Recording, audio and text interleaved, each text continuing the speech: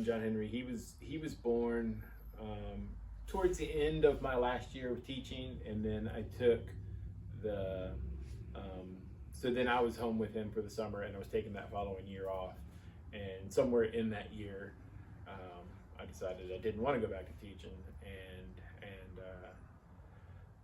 thought about opening thought about doing a bookstore. Children's bookstore was one thought, and but I knew comics, and I knew how the distribution worked, and yeah, it made more sense for me to go into something that I knew, like comics. Owners are super cool. They came to me trying to help out, and I don't necessarily like help all the time, but I was grateful for them. And then I just kept going. Comics themselves didn't publish for like a month. That helped out immensely because comics come out every week, and so every week you've got an order coming in. Every week you've got an order to place. Every week you got an order to pay for.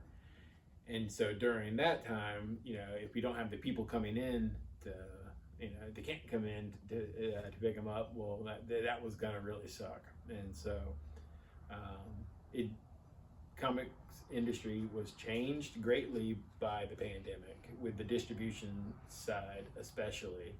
But I still think that what Diamond did was the right call, which was basically like stopping the presses. Okay. So I mean that helped, and then I had a lot of supportive customers.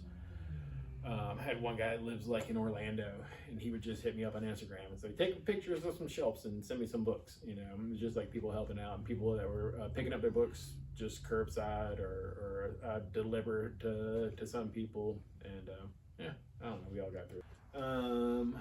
The speculators are a big part of the industry, for better or worse, and yeah, you just gotta know how to work around the ugly side of that.